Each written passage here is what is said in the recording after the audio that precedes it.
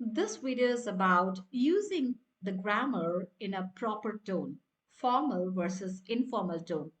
Most people approach grammar as if it's a checklist, right or wrong, correct or incorrect. But once you move beyond basic accuracy, grammar stops being about rules and starts becoming about control. Control over how you sound, how your message is received, how the other person emotionally responds to what you say. When two sentences communicate the same information but leave completely different impressions, the difference is not vocabulary or pronunciation.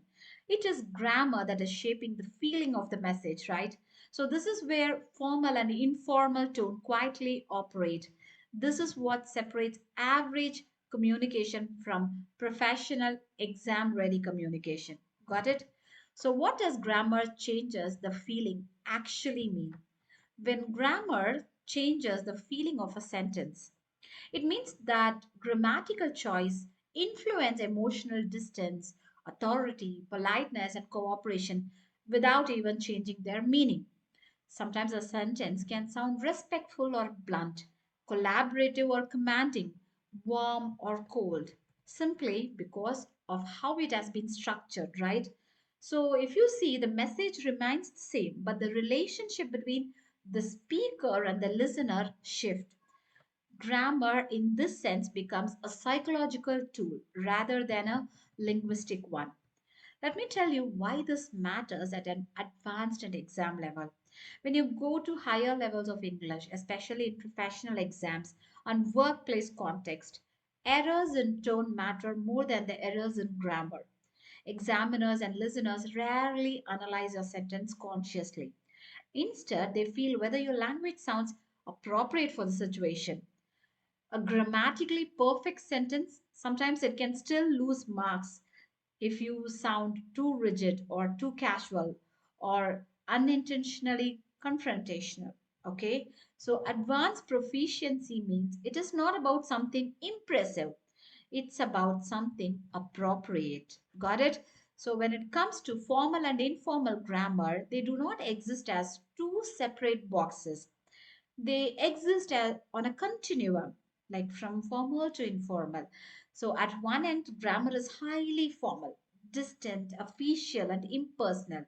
On the other end, it is very relaxed, conversational, and emotionally close, right? Like most real life communication and most exams, they require a controlled middle ground. Problems sometimes it occurs when learners stay too formal out of fear, or sometimes they becomes too informal in an attempt to sound natural. Both extremes reduce the effectiveness. Okay? Grammar shapes tone through the sentence length, the verb structure, voice, and indirectness. Longer layered sentences sometimes they tend to sound more formal and detached, while shorter sentences feel direct and personal. Modal verbs they reduce the force, while imperatives sometimes they increase it. Passive voices, if you are using, they removes personal responsibility, right? But if you are using the active voice, then it brings people into the focus. And sometimes conditionals they allow suggestions instead of commands, and questions transform authority into collaboration. So none of these changes the message itself, they change how the message is experienced. That is the main thing, right? So these are the things which can change the experience, how the person perceive it. Okay, one of the most overlooked aspects of grammar is its role in expressing the power. Direct grammar places authority with the speaker. Sometimes, if you are using a softened grammar, then it tries to give the power to everyone in a very even way. So, over softened grammar, if you are using, then sometimes that may tend to signal the uncertainty. Okay, so high scoring language always uses grammar that matches the power relationship of the situation.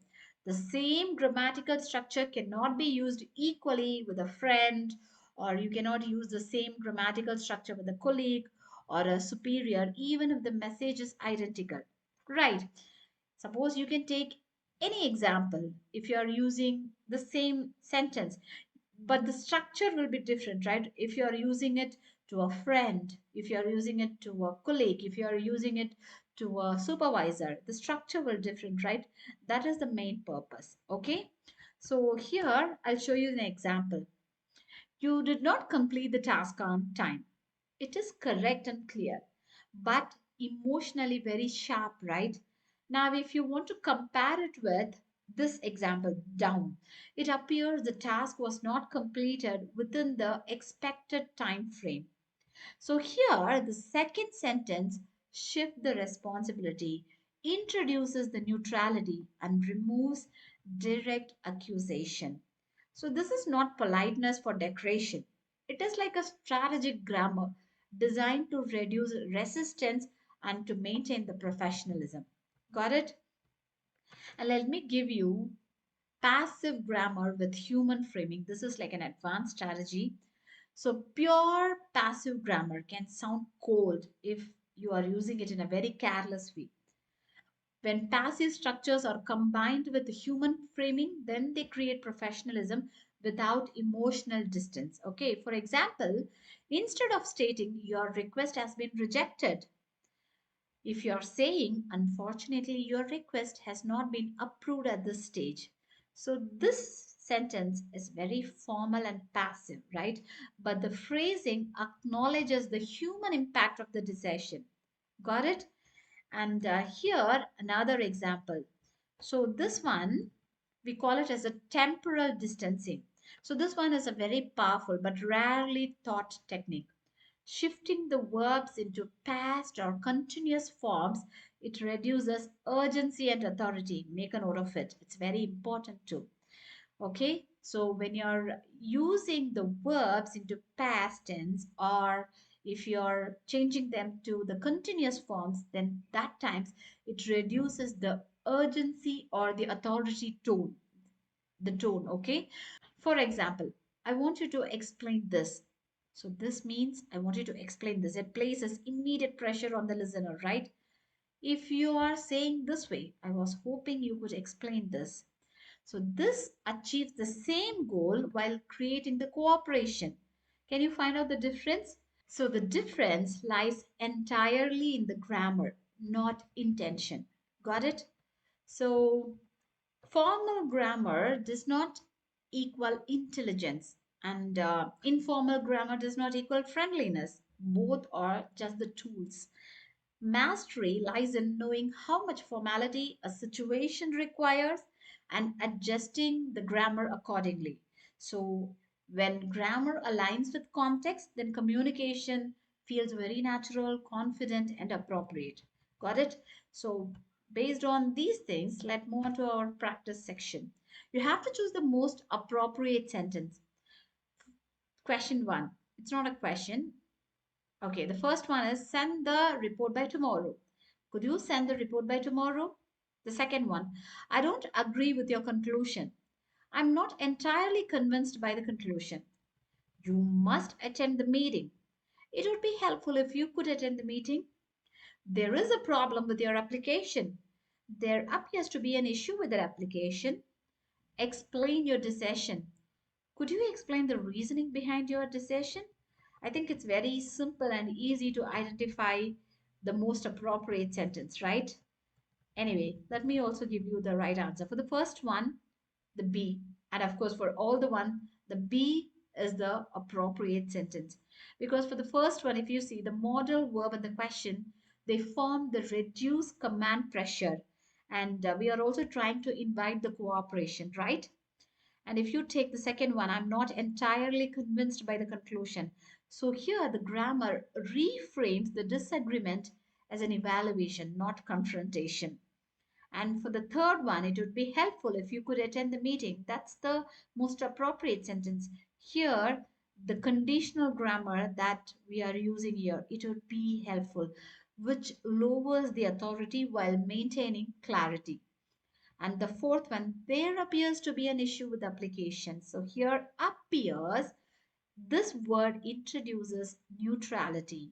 and avoids direct blame. If you see this one, there is a problem with your application. So this means it's a direct blame, right? But if you use the word appears, then because of that word, the direct blame can be avoided.